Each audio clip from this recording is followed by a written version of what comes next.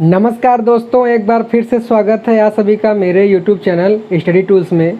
तो जैसा कि हम आरआरबी एनटीपीसी और ग्रुप डी के लिए सामान्य विज्ञान की तैयारी कर रहे थे, तो इसी कड़ी को आगे बढ़ाते हुए आज हम जो चैप्टर को शुरू करने जा रहे हैं वो चैप्टर है कार्य, ऊर्जा एवं शक्ति। जैसा कि आप देख सकते हैं कार्य, ऊर्जा एवं शक्ति के बारे में। तो आज हम इस लेक्चर में इसी के जो है थ्योरेटिकल पार्ट के बारे में बात करेंगे। इसके अलावा मैं इसके साथ आपको ये भी बता देना चाहता हूँ कि अगर आप इसके अलावा कोई भी इम्तिहान जो कि आने वाला है एग्ज़ाम आपका, जैसे दिल्ली पुलिस हो गया, इसके अलावा जो भी एग्ज़ाम जहाँ पर जीएस का पोर्शन पूछा जाता है, तो उसमें आप इस वीडियो लेक्चर के माध्यम से मदद ले सकते हैं। तो चलिए अब आज के इस लेक्चर को शुरू करते हैं। तो जैसा कि पहला टॉपिक दिया गया है कार्य, तो कार्य क्या होता है पहले इसके बारे में बात करते हैं। कार्य का मतलब क्या हुआ? जैसे हम खाना खाते हैं तो क्या एक कार्य हो गया, चलते हैं तो क्या एक कार्य हो गया।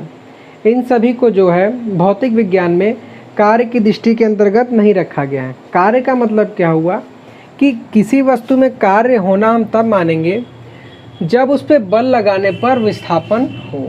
ठीक है, कहने का मतलब है जैसे मान लीजिए कि ये ज़मीन पर कोई वस्तु यहाँ पर रखी हुई है, ठीक है, और इस पे अगर हम 5 किलो न्यूटन का बल लगाते हैं और ये वस्तु लगाने पर सड़क के अगर यहाँ पर आ जाती है, मान लेते हैं यहाँ से यहाँ तक की बीच की दूरी है 2 मीटर, तो यहाँ बल लगाने पर उसकी स्थिति में विस्थापन हुआ, तो इसको यहाँ पर हम क्या कहेंगे?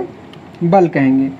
तो यहाँ से बल से मैं क्या पता लगा कि इसमें मैं कार्य से क्या पता लगा कि यहाँ पर हमें बल लगाना होता है F और वस्तु में विस्थापन जिसको हम D से दिखाते हैं। तो इस तरीके से कार्य का जो सूत्र निकला कि इसमें बल और बल की दिशा में विस्थापन होता है। ठीक है, तो हमने जैसा कि देखा कि कार्य का क्या निकला, किसी वस्तु बल लगाने पर अगर उसमें विस्थापन होता है तो वहाँ कार्य होगा। तो इस कंडीशन से सूत्र तो ये निकलेगा। और यहाँ से अगर हम इसके मात्रक की बात करेंगे तो बल का जो मात्रक होता है वो होता है न्यूटन एसआई पद्धति में, और विस्थापन जो कि दूरी है, दूरी का मात्रक होता है मीटर। तो इस तरीके से एसआई पद्धति में इसका जो मात्रक हो जाएगा वो हो जाएगा न्यूटन मीटर। अब क्योंकि यहाँ पर हम कार्य की बात कर रहे हैं तो कार्य को, इस न्यूटन मीटर को हम क्या बोल देते हैं? जूल बोल देते हैं। मतलब इस न्यूटन मीटर की जगह जूल बोल देते हैं। जैसा कि आप देख रहे हैं कि कार्य का जो मात्रक है न्यूटन मीटर, जिसको हम जूल भी कहते हैं। अब अगर हम सीजीएस पद्धति की बात करें तो जैसा कि हम वस्तु में बल लगा रहे हैं न्यूटन, तो वैसे ही जब हम सीजीएस पद्धति में बात करेंगे तो वहाँ पर बल का जो मात्रक होता है वो हो जाएगा डाइन। और सीजीएस पद्धति में अगर दूरी की बात करेंगे तो दूरी का मात्रक हम करेंगे किसमें? सेंटीमीटर में। तो इस तरीके से सीजीएस पद्धति में बल का जो मात्रक हो जाएगा वो हो जाएगा डाइन सेंटीमीटर, जिसको कि क्योंकि हम इसके लिए एक अलग टर्म यूज करते हैं जिसको कि हम कहते हैं आर्ग। ठीक है, तो ये तो हो गया बल का जो है मात्रक। लेकिन उसके साथ साथ कुछ कंडीशन ऐसे भी होते हैं जिसमें कि हम जब वस्तु में बल लगाते हैं तो बल कहीं और दिशा में लगता है और वस्तु किसी और दिशा में स्थित है। जैसे कि अगर अपने दैनिक जीवन में अगर उदाहरण लें तो कुएं से पानी का निकालना, रस्सी से घिरनी पे चलती हुई रस्सी तो हम ऐसे ही खींचते हैं लेकिन पानी नीचे से ऊपर आती है। तो उस कंडीशन के बारे में हम बात करते हैं कि जैसे मान लीजिए कि ये ज़मीन है और ज़मीन पर यहाँ पर कहीं वस्तु रखा हुआ है और इस वस्तु पे बल हम लगा रहे हैं इस दिशा में, लेकिन वस्तु घसक के आ जा रहा है इस दिशा में। ठीक है, बल हम ऐसे ही खींच रहे हैं लेकिन वस्तु यहाँ पर आ जा रहा है, तो इस दिशा में जो है विस्थापन अलग होगा और बल की दिशा जो है अलग होगी। तो इसीलिए जो है इन सभी कारणों को देखते हुए इसमें जो है बल में एक थोड़ा वो, जब इस तरह की कंडीशन हो कि जब बल और उसकी दिशा अलग अलग हो तो उस स्थिति में हम इस सूत्र को लगाते हैं कि एफ डी कॉस थीटा। तो यहाँ कॉस थीटा क्या है? बल और ये जो विस्थापन हो रहा है, मतलब ये एफ वाली लाइन और ये डी वाली लाइन, इन दोनों के बीच का जो यह कोण बन रहा है, ये पार्ट, इसी का कॉस लेके हम बल का कार्य को प्राप्त करते हैं, जो कि होता है F into D cos theta. लेकिन दोनों ही कंडीशन में इसका जो मात्रक रहेगा वो यही रहेगा।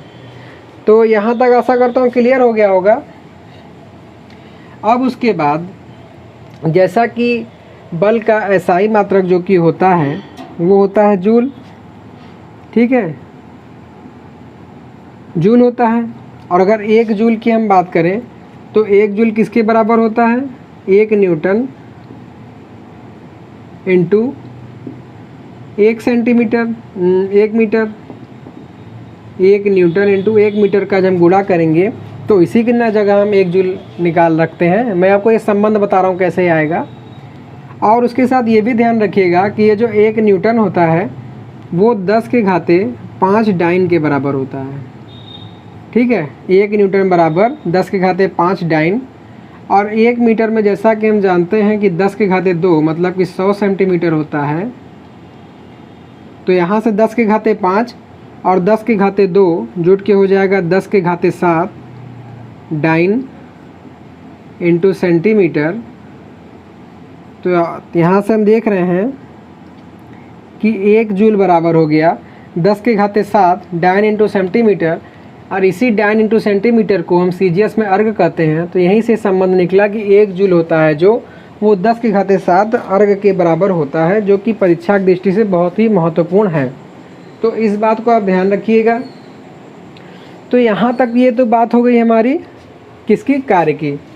तो जैसा कि मैं आशा करता हूँ समझ गए होंगे कार्य क्या होता है, कि किसी वस्तु पर अगर बल लगाने पर उसकी दिशा, उसकी स्थिति में अगर परिवर्तन होता है तो उसी को कार्य होना कहा जाता है। अब उसके बाद बात ये आती है कि जो ये कार्य है ये जो है इसका मान क्या होता है, पॉजिटिव भी हो सकता है, नेगेटिव भी हो सकता है और जीरो भी हो सकता है। ये कैसे होगा, इसका जो मुख्य कारण है वो ये है कॉस थीटा। क्योंकि हम जानते हैं कि जो कॉस थीटा का जो मान होता है, कॉस थीटा का मान -1 से +1 और साथ में 0 पर ही वेरी करता है। तो ऐसा कौन सा कंडीशन बनेगा जिसमें कि वस्तु द्वारा किया गया कार्य या किसी व्यक्ति द्वारा किया गया कार्य को हम पॉजिटिव, निगेटिव या फिर जो है 0 मानेंगे। तो हम इसमें चर्चा करते हैं। तो इसके लिए मान लेते हैं कि जैसे ये धरातल पे एक पिंड रखा हुआ है जिसका जो द्रव्यमान है नीचे वो है 10 न्यूटन।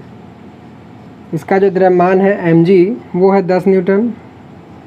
और इस पे जब 5 किलो न्यूटन का बल लगाकर खींचा जाता है तो ये घसक के यहाँ पर आ जाता है 2 मीटर इस पोर्शन पर, ठीक है।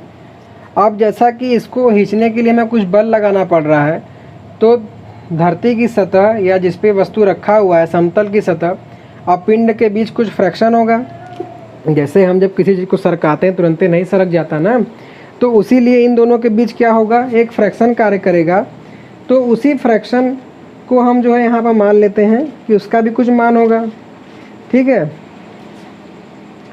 तो उस फ्रैक्शन को हम मान लेते हैं कि इसके इस साइड जो है जो फ्रैक्शन लग रहा है वो है 3 किलो न्यूटन, क्योंकि 3 से ज़्यादा लगाएंगे तभी वस्तु आगे घसकेगा। तो इन तीनों कंडीशन में हम जब बल को निकालेंगे तो वहाँ से पता लग जाएगा कि कब बल का मान पॉजिटिव होगा, कब निगेटिव होगा और 0 होगा। तो पहला कंडीशन हम मानते हैं कि जब वस्तु पर 5 किलो न्यूटन बल लगाया गया तो उस कंडीशन में कितना कार्य हो गया। तो 5 किलो न्यूटन के बल द्वारा जब कार्य निकालेंगे W, तो W बराबर होता है FD cos थीटा। तो F तो 5 न्यूटन का बल लगा है, विस्थापन हुआ है 2, और cos थीटा का बात करें तो इसी दिशा में बल भी लग रहा है और इसी दिशा में विस्थापन भी हो रहा है, ठीक है। तो जब इसी दिशा में बल भी लग रहा है और इसी दिशा में विस्थापन हो रहा है तो ये थीटा का मान हो जाएगा 0। तो यहाँ से हो जाएगा cos 0। तो cos 0 का मान ये 5, ये 2 और 0 का मान 1 होता है। तो यहाँ से 5 दूनी 10 आ जाएगा, 10 जूल। तो देख रहे हैं कि जब cos थीटा का मान 0 हुआ मतलब कि हम जिस दिशा में बल लगा रहे हैं अगर उसी दिशा में अगर विस्थापन होगा तो किया गया कार्य क्या होगा, पॉजिटिव होगा, ठीक है। अब उसके बाद ये वस्तु का जो भार है 10 न्यूटन, ये भी तो वस्तु पर जो है कुछ बल लगा रही होगी। ये मैंने केवल अब आपको समझाने के लिए एक न्यूमेरिकल वैल्यू लिया हुआ है, ठीक है। इसको कम बेसी भी आप कर सकते हैं, जैसा कि यहाँ मैंने दिखाया हुआ है कि ये 10 न्यूटन है लेकिन मैं बल 5 का ही लगा रहा हूँ, तो इसको आप 15 कर लीजिए। ज़्यादा लगाएंगे तभी तो वस्तु सरकेगा, तो इसको 15 कर लेंगे तो ये हो जाएगा 15 दूनी 30 हो जाएगा। अब दूसरे कंडीशन में हम वस्तु का बल जो 10 न्यूटन है, ये भी तो कुछ बल लगा रहा होगा जिसके कारण हम वस्तु को नहीं खींच पा रहे हैं, तभी तो 15 लगाने पे वस्तु को खींचाया। तो दूसरे कंडीशन में जब हम 10 किलो न्यूटन वाले बल के द्वारा कार्य निकालेंगे तो इस कंडीशन में बल F into D cos theta हो जाएगा। बल का मान दिया हुआ है 10 और डी विस्थापन हो रहा है 2। और इधर ध्यान दें तो बल ये है और विस्थापन ये है, तो इनके बीच का जो एंगल है वो 90 डिग्री है। तो यहाँ पे थीटा का मान जो हो जाएगा वो हो जाएगा 90 डिग्री।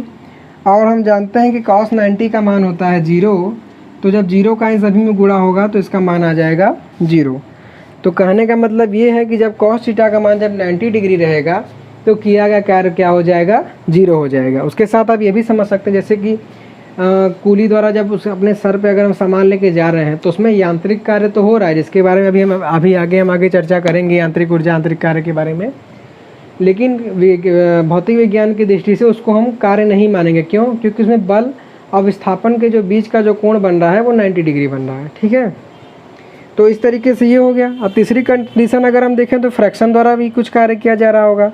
तो जब 3 किलो न्यूटन का जब बल निकालेंगे तो ये हो जाएगा बल बराबर 3 किलो न्यूटन, विस्थापन तो 2 है, विस्थापन 2 मीटर है, लेकिन इनके जो बीच की वो कोण है वो हो जाएगा 180 डिग्री, क्योंकि घर्षण इधर कार्य कर रहा है और वस्तु विस्थापित इस तरफ हो रहा है, तो दोनों के बीच का कोण हो गया 180 डिग्री। तो यहाँ से 3 दूनी 6 और ये -1 हो जाएगा बराबर -6। तो जैसा कि आप देख रहे हैं सब खेल यहाँ पे किसका है, एंगल का ही दिया हुआ है। जब कोण जब मतलब कि जब वस्तु द्वारा लगाया गया बल और विस्थापन जब सेम दिशा में रहेगा तो उस कंडीशन में क्या होगा कि किया गया कार्य पॉजिटिव होगा। लेकिन जब विस्थापन और वस्तु द्वारा लगाया गया बल दोनों 90 डिग्री का कोण बनाएगा तो उस कंडीशन में क्या होगा, 0 हो जाएगा। और जब वस्तु द्वारा लगाया गया बल और विस्थापन की दिशा बिल्कुल एक दूसरे के अपोजिट रहेगी तो उस कंडीशन में किया गया कार्य क्या हो जाएगा, माइनस हो जाएगा। तो इस तरीके से आशा करता हूँ कि आप समझ गए होंगे कि कब जो है किसी वस्तु का बल जो है पॉजिटिव होगा और कब निगेटिव होगा और कब 0 होगा। तो इतना हो गया। अब इसके बाद तो यहीं तक हमारा जो एग्ज़ाम की दृष्टि से जो कार्य का जो हमें ज़रूरी था जानना वो हम जान लिए हैं। अब इसके बाद हम अगले टॉपिक पे आते हैं, ऊर्जा। तो ऊर्जा क्या होती है? अब जैसा कि भाई अगर हम कुछ भी कार्य कर रहे हैं तो उसके लिए हमें पास ये एनर्जी, हम किस एनर्जी से किस कार्य को कर रहे हैं, ठीक है।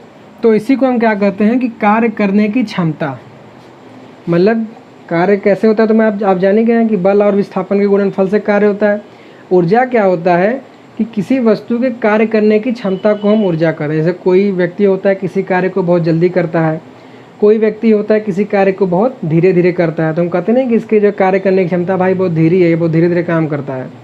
अगले कहते हैं बहुत तेज़ कार्य करता है, तो उसको हम किससे डिफाइन करते हैं, ऊर्जा से डिफाइन करते हैं। अब ये ऊर्जा कई प्रकार की होता है, जैसे गतिज ऊर्जा हो गया। आप अगर दौड़ रहे हैं तो उस स्थिति में जो आपके शरीर में जो ऊर्जा रहेगी उसको हम क्या कहेंगे, गतिज ऊर्जा कहेंगे। जैसे रेलगाड़ी चल रही है, गाड़ी चल रही है, तो इन सभी को हम कहेंगे गतिज ऊर्जा। दूसरा दिया हुआ स्थितिज ऊर्जा, मतलब जैसे कोई वस्तु अगर स्थित खड़ा हुआ है तो उस स्थिति में उसके अंदर जो ऊर्जा रहती है उसको हम स्थितिज ऊर्जा कहते हैं। इसके बारे में अभी आगे डीपली में बात करेंगे। फिर रासायनिक ऊर्जा, जैसे कि जो बैटरी वगैरह हो गया, जो भी केमिकल यंत्र होते हैं उन सभी के अंदर जो ऊर्जा होती है उसको हम क्या कहते हैं, रासायनिक ऊर्जा कहते हैं। थर्मल ऊर्जा, मतलब किसी वस्तु में उसकी हीट के कारण जो ऊर्जा उसमें होती है, गर्मी के कारण जो उसमें ऊर्जा उपस्थित होती है। जैसे भाप के द्वारा रेलवे इंजन चला था तो भाप में कुछ ऊर्जा होगी तभी ना उतने बड़े रेलगाड़ी को खींच के ले गया, तो इसलिए जो उसमें ऊर्जा होती है उसको हम कहते हैं थर्मल ऊर्जा। तो इतना बात हो गया। अब हम आते हैं गतिज ऊर्जा पे, ठीक है। तो गतिज ऊर्जा क्या होता है कि किसी वस्तु में गति के कारण जो निहित ऊर्जा होती है उसी को हम कहते हैं गतिज ऊर्जा। और गतिज ऊर्जा का जो सूत्र होता है वो होता है 1/2 mv²। mv² क्यों लिया? mv² में क्या क्या है, जहाँ m जो है वो वस्तु का द्रव्यमान है और ये जो v है, क्योंकि वस्तु गति कर रहा है तो ये v जो है वस्तु का वेग है।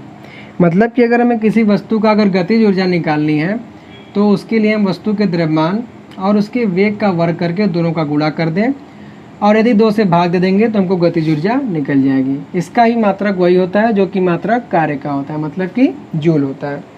ठीक है, अब उसके बाद बात आती है स्थितिज ऊर्जा पे। तो स्थितिज ऊर्जा क्या होती है कि स्थितिकरण निहित ऊर्जा को हम क्या कहते हैं, स्थितिज ऊर्जा कहते हैं। अब आपके मन में बात आ रही होगी कि सर अगर कोई वस्तु जैसे खड़ा हुआ है तो उसके अंदर उसमें क्या ऊर्जा आएगी, लेकिन अगर इसके हम सूत्र पर ध्यान दें तो ये क्या होता है, यम जी यच, जहाँ यम तो द्रव्यमान है, जी तो त्वरण है, गुरुत्वीय त्वरण, लेकिन यच जो है ऊंचाई है। मतलब कि किसी वस्तु की ऊंचाई में निहित ऊर्जा को हम क्या कहते हैं, स्थितिज ऊर्जा। जैसे मान लीजिए अगर कुछ पत्थर को बहुत ऊंचाई पर अगर वो बैठा ऐसे रखा हुआ है तो उसमें तो कुछ ऊर्जा नहीं है, लेकिन अगर उस ऊंचाई से अगर उसको हम गिरा दें तो नीचे आते आते आते क्या होगा, उसमें कुछ वेग आ जाएगा। वेग आने पर अगर नीचे कोई अगर कांच का सामान है या कोई व्यक्ति खड़ा तो वो कांच का सामान तो टूट जाएगा, और अगर व्यक्ति खड़ा तो उसका सर फूट जाएगा। तो यही कारण है स्थितिज ऊर्जा और गतिज ऊर्जा में। अब उसके साथ जैसा कि मैंने आपको ये उदाहरण भी बताया कि जो है जैसे ईंटा ऊंचाई पे रखा हुआ है तो उसमें क्या है, स्थितिज ऊर्जा है। छोड़ देंगे तो धीरे धीरे उसमें गति आएगी। तो इससे हमें क्या पता लगता है कि गतिज ऊर्जा स्थितिज ऊर्जा का परिवर्तन हो गया गतिज ऊर्जा में। ठीक है, दोनों का कन्वर्ट हो गया, और इन्हीं को कैसे कैसे कन्वर्ट होता गया तो इन्हीं सभी को योग को क्या कहा जाता है, यांत्रिक ऊर्जा। मतलब कि स्थितिज ऊर्जा कम होती गई, गतिज ऊर्जा बढ़ती गई, तो इन दोनों के योग को क्या कहते हैं, यांत्रिक ऊर्जा कहते हैं। और ये जो यांत्रिक ऊर्जा होती है वो संरक्षित होती है। मतलब कि जैसे जब ऊंचाई पे वस्तु टिकी हुई थी तो इस समय तो स्थितिज ऊर्जा थी, छोड़ दिया गया तो धीरे धीरे वेग बढ़ता गया और क्या हो गया, गतिज ऊर्जा में आ गया। ठीक है, तो क्या हुआ, ये 0 हो गया और ये हाई हो गया, लेकिन यांत्रिक ऊर्जा का जो मान था वो एक बराबर हो जाएगा। तो इस तरीके से ये हमारा कंप्लीट हो गया। तो यांत्रिक ऊर्जा का संरक्षण हमने देखा। तो यहाँ तक तो हमने देखा किस तरीके से यांत्रिक ऊर्जा हमें प्राप्त होती है। अब हम अगला इसमें टॉपिक पढ़ेंगे कि यांत्रिक ऊर्जा का संरक्षण कैसे होगा, मतलब कि वो यांत्रिक ऊर्जा कैसे स्टोर रहती है, इसके बारे में हम बात करेंगे।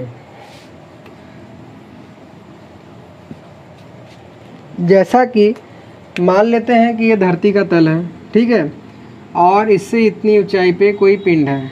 तो जब ये इस स्थिति पे ये रुकी हुई थी तो यहाँ पर इसकी स्थितिज ऊर्जा हो जाएगी mgh, जो कि इसकी हाइट है। मतलब कि इसको हम मान लेते हैं कि ये A पॉइंट है। लेकिन जब इसको यहाँ से जब छोड़ दिया जाएगा तो ये धरती की सतह से टकराने के पहले जब इस स्थिति पे होगी, जिसको हम मान लेते हैं कि C है, तो इस स्थिति में इसमें कुछ वेग होगा, मतलब इसमें गतिज ऊर्जा आ जाएगी। तो उसको हम कहेंगे 1/2 mv²। और जैसा कि मैंने आपको बताया कि ये कम होगा तभी ये मान बड़ा होगा। कहने का मतलब ये है कि यांत्रिक ऊर्जा का संरक्षण क्या कहता है कि जो वस्तु की स्थितिज ऊर्जा है वो गतिज ऊर्जा के बराबर होती है। मतलब कि यहाँ से 1/2 mv² बराबर होगा mgh के। भाई जब ये स्थितिज ऊर्जा कन्वर्ट होगी तभी ना गतिज ऊर्जा में आएगी, क्योंकि ऊर्जा का ये नियम है कि ऊर्जा को ना तो हम उत्पन्न कर सकते हैं ना ही नष्ट कर सकते हैं, केवल एक रूप से दूसरे रूप में उसको परिवर्तित कर सकते हैं हम। तो उसीलिए यहाँ पर जब वस्तु ऊपर रुकी हुई थी तो ये स्थितिज ऊर्जा में थी, लेकिन जब इसको यहाँ से छोड़ा गया तो स्थितिज ऊर्जा कम होती गई, उतनी ही ऊर्जा जितनी की स्थितिज ऊर्जा थी उतनी ही गतिज ऊर्जा में परिवर्तित हुई। तो इस स्थिति में हम कह सकते हैं कि 1/2 mv² बराबर हो जाएगा mgh के। तो m से m कट गया तो यहाँ से v² बराबर आ जाएगा 2gh, और v का मान आ जाएगा √2gh। कहने का मतलब ये है कि यांत्रिक ऊर्जा का संरक्षण के सिद्धांत से कि स्थितिज ऊर्जा में वस्तु की क्या वेग थी उसको हम वस्तु की ऊंचाई और गुरुत्वीय त्वरण ज्ञात होने पे ज्ञात कर सकते हैं कि धरती जल पर टकराने से पहले कुछ क्षण पहले उसका क्या वेग होगा। तो ये तो हो गया हमारा यांत्रिक ऊर्जा का संरक्षण के नियम से। अब उसके बाद आगे आता है कार्य ऊर्जा प्रमेय। तो ये कार्य ऊर्जा प्रमेय क्या होता है कि देखिए, कार्य में क्या होता है, वस्तु का लगाया गया बल होता है जिससे कि उसकी विस्थापन होता है। तो जब वस्तु में विस्थापन होगा तो उसमें कुछ गतिज ऊर्जा आएगी। तो जब गतिज ऊर्जा आएगी तो इसीलिए कार्य ऊर्जा प्रमेय में क्या है, इसका डेफिनेशन समझ सकते हैं कि गतिज ऊर्जा में जो परिवर्तन होता है वो जो है किए गए कार्य के क्या होता है, बराबर होता है। मतलब कि अगर इसको हम फार्मूला के रूप में देखें तो जो वस्तु का गतिज ऊर्जा रहेगा 1/2m v2 मतलब अंतिम वेग के साथ माइनस 1/2 mv1 वो बराबर होगा किए गए कार्य के। ठीक है, इसी सूत्र से जो है कार्य ऊर्जा प्रमेय निकलेगा। तो दोस्तों इसी के साथ हम इस लेक्चर को यहीं पे जो है रोकते हैं, और इसके बाद जो आगे इसकी टॉपिक रहेगी वो रहेगी शक्ति। छोटा सा है, अगले लेक्चर में हम इसको कंप्लीट करेंगे, और उसके साथ जो इस लेक्चर से जो कुछ इंपॉर्टेंट जो है न्यूमेरिकल रहेंगे हम उसके बारे में बात करेंगे। तो आशा करता हूँ कि बताया गया सभी आपको जानकारी अच्छी लगी होगी। तो प्लीज़ वीडियो को लाइक, शेयर और कमेंट ज़रूर कीजिएगा, और उसके साथ साथ अभी तक अगर आपने चैनल को सब्सक्राइब नहीं किया सब्सक्राइब कर लीजिएगा। So thanks for watching.